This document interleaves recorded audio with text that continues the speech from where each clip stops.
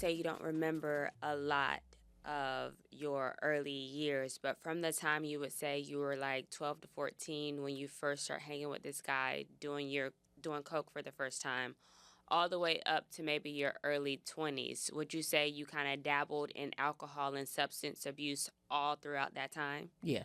Yeah. Yeah. Until you're about 23, 24, and then you And the get heroin. pregnant. Yeah. Oh yeah. Okay. Yeah. So yeah, I got pregnant. I'm so sorry. I don't even I think I was like 24, 25 when I got Okay. pregnant. I'm pretty sure. Um And but did you yeah, get pregnant from someone? Because, you did say that, you were doing sex work, right? you were selling your body and Yeah. everybody's Yeah. body. Yeah, everybody body. Did you, was this someone that you were in a relationship with, or did you get pregnant by someone you were just on the. Okay. So when I got pregnant, um I was dating. Well, I'm not even gonna say dating. The guy had a few dollars, so hey, we dating. We dating. You got a few dollars, we dating. So I'm with this guy, and he rents a room. And the guy that he rents a room from, the guy that I was seeing that was renting the room, he didn't have any more money, but the guy who building it did have the money. So I'm like, okay, jackpot. This guy got a bookstore. He has buildings. He has, so I'm gonna see what's up with him. So I started dating him. Once again, you have money, we dating. So I started going over seeing him and not the other guy anymore. So me and him are seeing each other. We're having sex, and I get pregnant. And I'm like, well, it's to be expected. I mean, I was in them streets. I was very promiscuous. I was not having sex with condoms. I just got it. However, and when I had got pregnant, I was real sick. I was very sick. And I got all the tests and everything like that, and everything came back to what it came back as. And my godmother like, why you keep getting sick? And I'm like, I don't know. And I went and took a HIV test, and it came back positive. So Prior to taking an HIV test, has you taken any other STI, STD tests? I have. Okay, and did you come back positive for any of those I have. Yeah. while being pregnant? Yeah.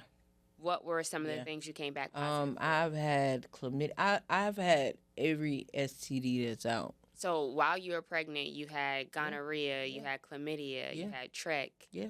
you had all of them. You know what? I believe. I mean, and this my story. You know, I had every STD except for syphilis. Okay.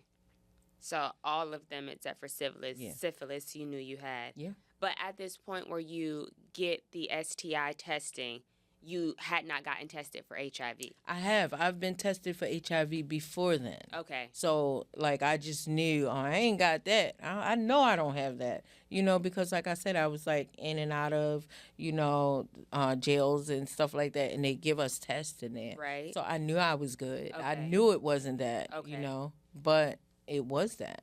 So fast forward, you come to find out, you go take your test. Walk me through that experience. What was the call like when you got into the office? How did Okay. they tell you all the things? So back when I got tested, we didn't have how you go in there and you got the tablets My chart my and chart. your. We didn't have that. We had a notebook, excuse me, we had a binder on the wall, and they would look and they would find your name, find your 2 letters of your last name, 3 letters of your first name, and they will pull the notebook out, and that was my whole chart right there. And I remember my godmother like, yeah, maybe you should get a HIV test done. And I'm like, what? No, I know I don't have that. Who does she think she is? Like, but I get one done, and when I got it done, when it came back, I had went back to the clinic to get my results. And at that time, my daughter father was with me. So I'm just like, all right, I already know about the rest. Just give me my HIV results because I know I don't have that. I know I don't. And I remember seeing on that paper, I remember seeing positive written across that paper. Not no plus sign, but I remember seeing big positive written in bold letters.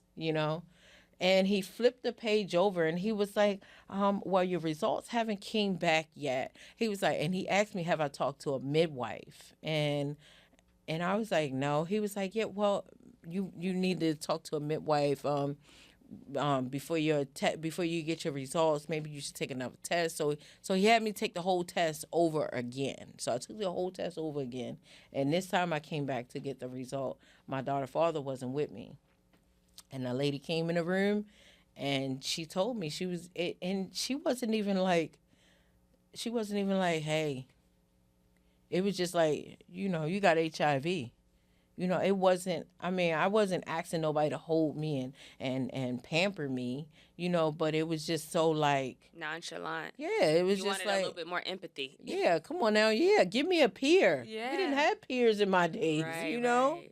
So, but yeah, she told me, and after she told me, like, I remember looking up to the ceiling, and everybody know how those lights are in doctor's offices. They so bright. Yes. And I remember just looking at the light, and I just remember it just being so bright, just too bright.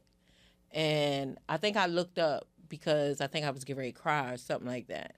So then the doctor came in like, golly, she didn't let me get my head down before she left out. Yeah. So she left out. Doctor came in. Okay, well, and then he verifies it, and I'm just like, no. I'm like, are you sure? That is my birthday correct? Can you check that again? And he was like, no. He was like, it's you. So I was in denial. I did not want to believe it. But why not? I was in the streets. Yeah. So it took me, so after that, it took me a couple months. Mind you, I'm still pregnant with my daughter. It took me a couple months to actually start taking medication and even opening up about it, because it was like, it was a lot. It was a lot to take in. Of course. So I remember the first person I told, which was my baby father's sister, and she was really upset because I remember him and his sister having a conversation when me and him first met. And I remember her telling him, did you tell her everything about you? And I'm thinking, how the family members be like, hey, he crazy. I'm thinking it's something like that. He bipolar. Okay, we both bipolar. We good, Yeah. So I'm not catching on because I didn't expect that. Of course. So, I talked to her, and, she consoled me. She gave me what I was looking for, and, right then and there, she walked me through the whole medication thing. It was totally like, Mika, I'm here for you. Like, I do apologize for, but I'm here for you. So, I got on medication, and I was taking maybe like 8 medications a day. Wow. And I didn't like it because the medication would make me so sick. I would feel so weak when I took the medication. But I knew I had to take it, and the medication just wasn't for me. Had it been just for me, I probably wouldn't have took it. But mind you, I had a baby inside of me, you know. So So you're taking the medication. Let's go back a little bit here. So this guy who was kind of just like a client turned now, relationship turned now father of your child. Yeah. Does obviously you're in the world of sex work. That's how he met you. You know what I mean? Do you continue to do sex work while you're pregnant? Yeah. How did he feel about that? Well, he was also into drugs. So, but he was more like what did they say, a functioning addict? Okay. I don't know how he do it. I don't know how anybody do it because me, I gotta pick a side. Yeah. I'm gonna do this or I'm gonna do that. Ain't no in between with me, Right. baby. Yeah. So he's maintaining, but he would go to the store and be like, hey, I'm going to the store, and leave his homeboy there. Mm. You know what I mean? Like, and it was like that. It started off like that, but eventually it got to, hey, guy want to come and see you again. And then it was like, okay, it was a normal thing. So it was never really a discussion about do this to get money so No. that we can have drugs or do this so that we can get drugs. It was just like an unspoken thing, but you knew without the verbal communication what was Right. up. Right. So do you now, obviously at this point in life, understand that that was a form of grooming that he was doing to you? Now I do. Now I Okay. do. But then you didn't understand it. I didn't because I was staying in one of his I was staying with him in his building. Yeah. So I didn't care. Yeah. I wasn't in the street getting high and drinking. I was there. You know. So even while being pregnant, you're still doing sex work. Yeah. Are you still using and drinking alcohol? Yeah. Okay. So you never stopped using, you never stopped drinking alcohol, No. you never stopped doing sex work. No. Okay. So fast forward, does that lead to complications? Does that lead to like all the way up until you going into labor, you were using Yeah. and drinking? Yeah. Okay, so walk me up until the point where you finally go into labor. Okay, so I remember